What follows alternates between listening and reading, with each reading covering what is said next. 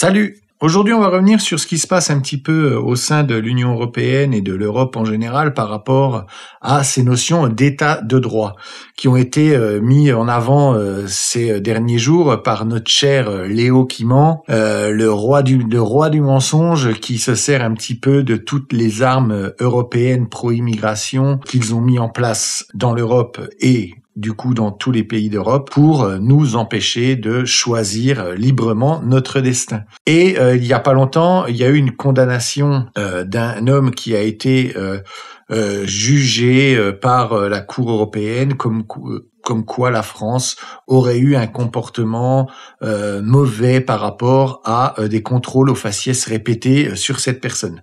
Ils ont invoqué l'état de droit et blablabli et blablabla. Et Léo Mans revient un petit peu là-dessus en disant regardez, la France a été condamnée pour contrôle aux faciès et il a essayé de nous faire croire que c'était par rapport à ce qui s'était passé, vous savez, Retailleau, ce qu'il a mis en place dans certaines gares, là aux abords de certaines gares, des contrôles pour voir un petit peu si les mecs qui étaient dans notre pays avaient le droit d'y être, en fait, tout simplement. Et eux, bien sûr, ils ont mis le contrôle aux faciès, vu que tout, dans leur esprit, se rapproche à la race et à une histoire de couleur de peau, forcément, dans leur tête, dès qu'on va vérifier si des gens ont le droit d'être en France, ce sont parce qu'on va faire des contrôles aux faciès, parce qu'on voit bien l'estime qu'ils ont de l'immigration en France.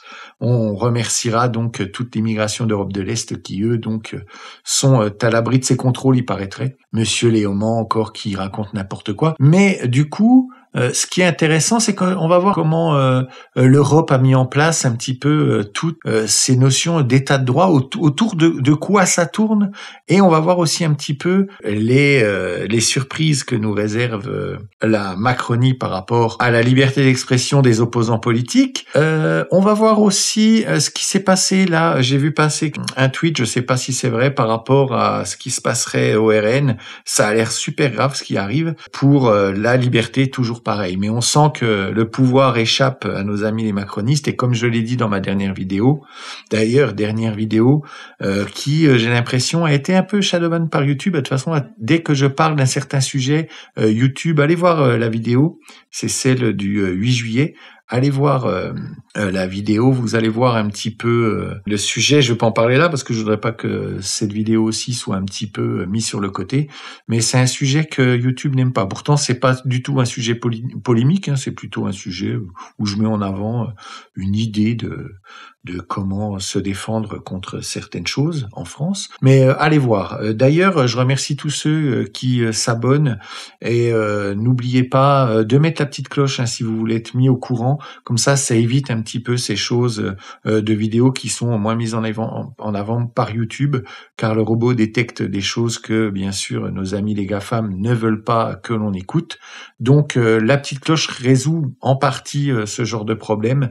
Mais de toute façon, sachez que je fais une vidéo tous les jours à 18h, donc n'hésitez pas du lundi au vendredi à aller jeter un petit coup d'œil. Ce sera plus facile pour contrer toutes leurs manœuvres. Alors, on va déjà aller voir ce qui se passe au niveau de l'Europe et de l'état de droit. Donc voilà, définition générale. L'état de droit est un principe fondamental de l'Union européenne inscrit à l'article 2 du traité de l'Union européenne. Il signifie que tous les pouvoirs publics doivent agir dans un respect du droit sous le contrôle d'autorités indépendantes et dans un cadre légal clair et prévisible.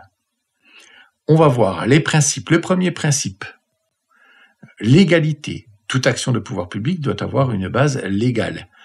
Les lois doivent être accessibles, stables, claires et non arbitraires. 2.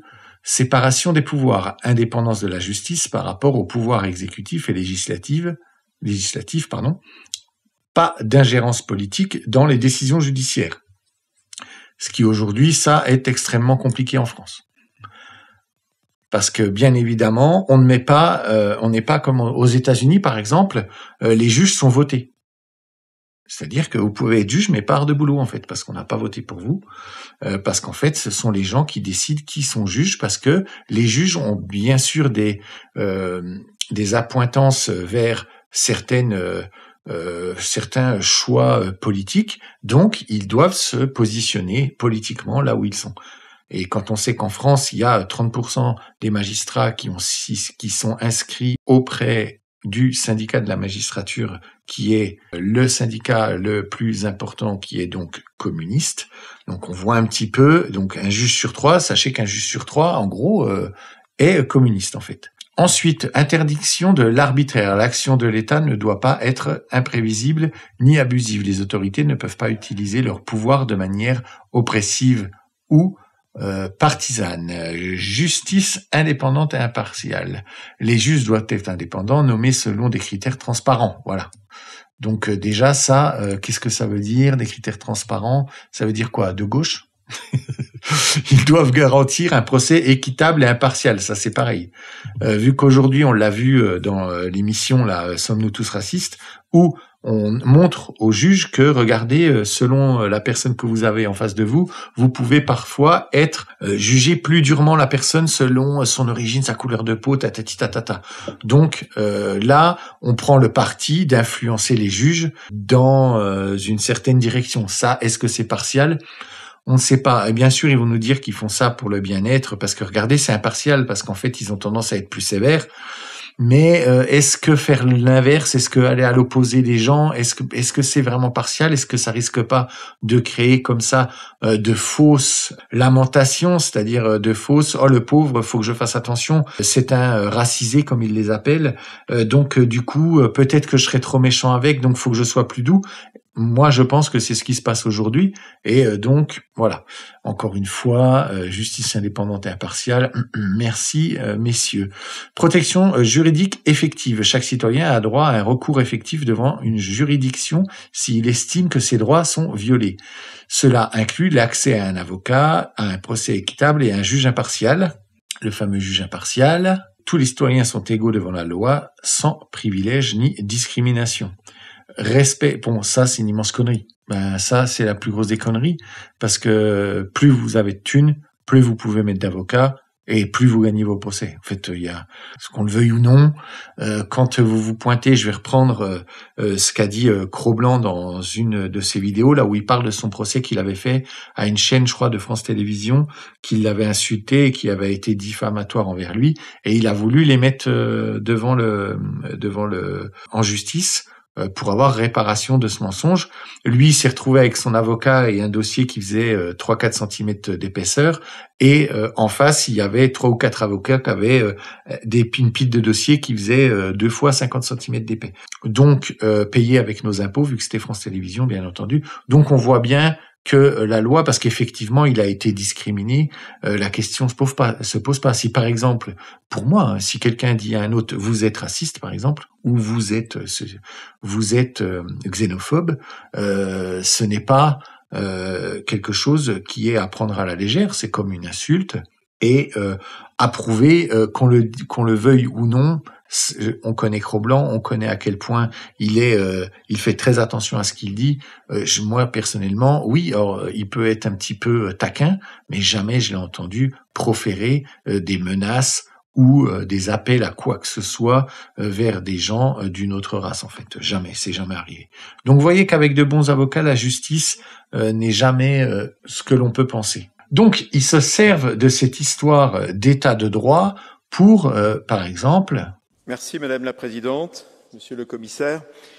La Commission européenne, soutenue par la gauche, instrumentalise son rapport annuel sur la situation de l'état de droit dans les États membres pour imposer son idéologie wokiste et faire pression sur les gouvernements de droite. Alors qu'il n'existe aucune définition claire et précise de cette notion d'état de droit, Bruxelles prétexte son non-respect pour priver de fonds européens la Hongrie et, dans le passé, la Pologne. Ce pseudo-rapport s'appuie sur des ONG militantes, comme l'Open Society de George Soros, ou des acteurs au conflit d'intérêts flagrants.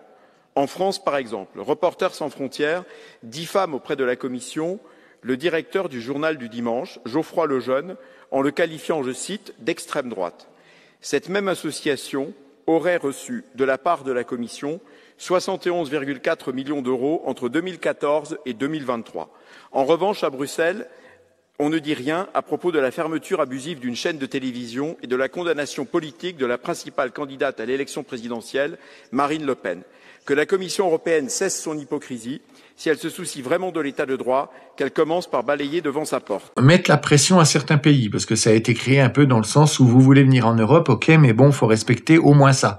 Sauf que c'est passé de quelque chose qui est, on met un cadre européen pour dire aux pays qui viennent dans ce cadre européen, ok, vous venez, mais il faut vous mettre d'accord sur ça, parce que nous, on est d'accord sur ça, en armes pour prendre le contrôle, justement, des pays de l'Union européenne, parce que c'est ce qui se passe. Bruxelles est très clairement en train d'essayer de prendre le contrôle sur la France, sur l'Angleterre, sur l'Allemagne. Petit à petit, comme ça, on est de plus en plus envahi d'obligations liées à l'Europe. Et on a notre cher Van der Leyen, là, il y a, je l'ai mis dans mon dans un de mes derniers shorts là, ça doit être ça doit être du 7 juillet.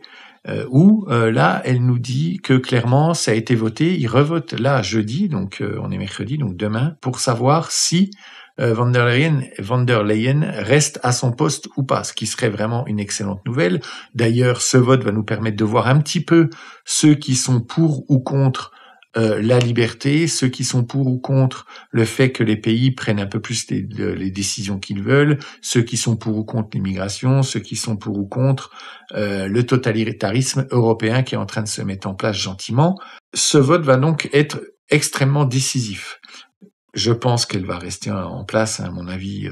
Il y a beaucoup trop de gens, là, déjà tout ce qui est les filles, ils vont la protéger. C'est leur meilleur ami. Hein. Ils ont exactement la même façon de voir le monde. Ce sont des communistes. Hein. La Van der Leyen, c'est une communiste au service d'une certaine quand même oligarchie qu'elle protège. Mais c'est comme Macron en fait. Ce sont des des communo-gauchistes qui protègent leurs amis. Et vu que c'est en train de pousser gentiment et que ça leur fait un peu peur, des choses se mettent en place pour essayer de mettre comme ça un petit peu la pression gentiment sur tous ceux qui voudraient s'opposer à leur doctrine. Et voilà, et pour s'assurer que la liberté d'expression soit bien sûr complètement mise en avant et qu'on la protège, ils nous mettent Aurore Berger qui va donc CRIF, LICRA, SOS Racisme, Centre LGBTI+, etc. Aurore Berger annonce davantage de subventions et de pouvoir à une coalition d'associations chargées de surveiller le net et qui pourront saisir directement l'ARCOM. CRIF, LICRA, SOS Racisme, LGBT. Donc, vous voyez un petit peu là où ils commencent à en venir.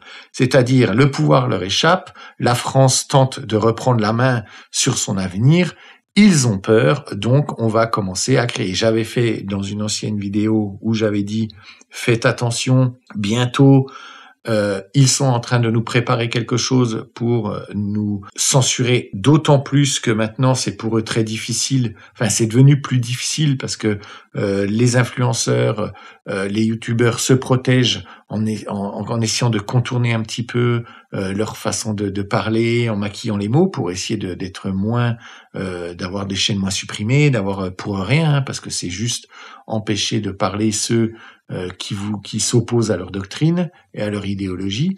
Donc là, ils vont donner encore plus de pouvoir à ces associations qui sont très clairement nos adversaires politiques, car là, ce n'est que de la politique. Et Macron le sait. Mais vu que ça ne suffit pas, voilà, ils ont trouvé donc une autre manière de venir un petit peu plus mettre la pression au vote français, savoir comment un peu contrer ce RN qui a l'air de tout casser comme un chien dans un jeu de quilles et qui a du mal à être arrêté, quoi que veuille faire Macron. Qu'est-ce qui se passe? Là, je suis sur la page, sur le Twitter, en fait, du Rassemblement national, donc c'est vraiment officiel. Ce matin, la machine infernale s'est remise en marche. Depuis 8h50, le siège du Rassemblement national fait l'objet d'une perquisition dont les motifs sont aussi flous que ridicules. Tous les documents comptables ainsi que l'ensemble des dossiers de campagne sont saisis et minutieusement épluchés sous des prétextes obscurs qui révèlent surtout une volonté d'ingérence dans nos échanges internes. Mails, notes privées de nos dirigeants, listes de nos candidats, programmes, stratégies. Vous voyez ce qui se passe? Vous voyez ce qu'ils sont en train de faire? Ça y est, ils passent à l'action. Je vous avais dit, hier je vous ai dit que les élections étaient lancées, que je sentais que ça bougeait.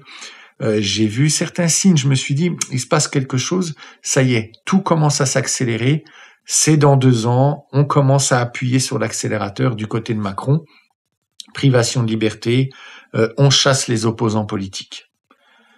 Ensuite, qui peut encore croire sérieusement à la coïncidence du calendrier après la condamnation en inéligibilité de Marine Le Pen en première instance, fondée sur des motifs inexistants en droit?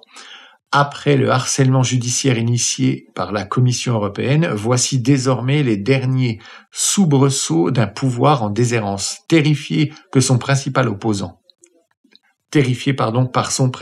opposant. Conscient qu'il ne pourra se maintenir au pouvoir par les urnes après avoir échoué sur tous les fronts, pouvoir d'achat, sécurité, immigration, ce gouvernement tente de nous faire taire par la persécution judiciaire. La panique est palpable. Mais nous ne plierons pas. Marine Le Pen ne pliera pas, Jordan Bardella ne pliera pas. Parce que nous n'avons jamais eu rien à nous reprocher.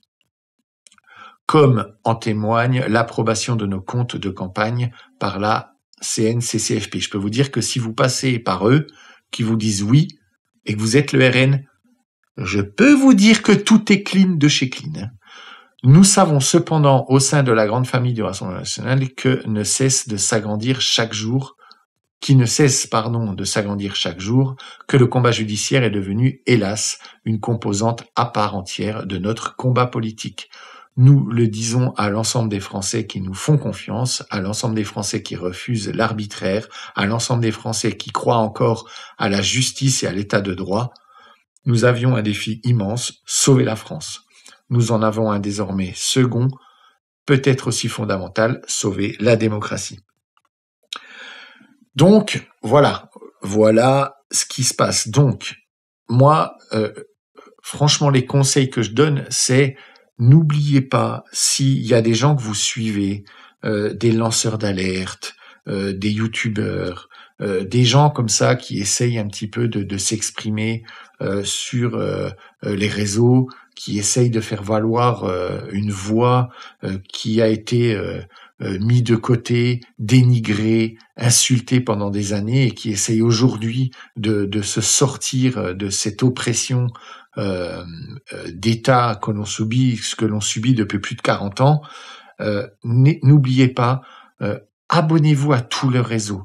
Si vous suivez quelqu'un sur YouTube mais qu'il a un Twitter, abonnez-vous sur son Twitter. Si vous n'avez pas Twitter mais qu'il a un Instagram, abonnez-vous à son Instagram. Si vous n'avez pas Instagram et qu'il a Facebook, allez sur son Facebook ou alors sur son TikTok. Enfin, je sais pas, mais donnez-vous la chance de pouvoir être au courant s'il se passe quelque chose. Car c'est là, je pense qu'ils vont accélérer fort d'ici 2027. Ils ont peur, ils savent que ils vivent leurs derniers instants. J'en parle dans ma dernière vidéo sur ce qui pourrait se passer si jamais Macron échouait et si surtout le RN passait. Tous les bouleversements qui pourraient y avoir, allez voir, j'explique tout ça. Mais n'oubliez pas, faites attention. Ils vont de plus en plus comme ça essayer de nous faire taire, mais nous ferons tout pour nous battre, sans jamais lâcher le morceau. Personnellement, je me suis mis à faire des vidéos dans ce sens-là. Je ne veux pas que ça finisse comme certains pays qui en sont aujourd'hui. Il y a une emprise qui est comme ça de plus en plus forte sur les pays européens un peu dissidents par rapport à la technocratie européenne qui cherche à imposer une nouvelle culture, un nouvel ordre européen et du coup nous devons nous battre contre ça et personnellement je ne lâcherai pas l'affaire.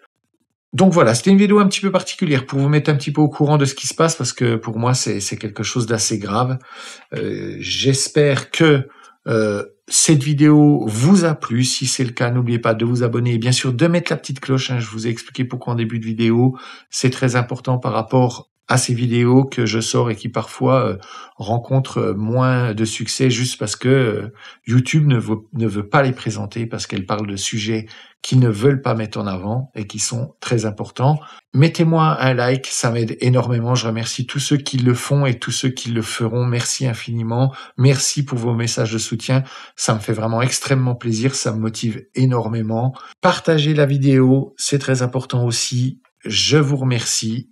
Je vous dis à tout bientôt. Des becs.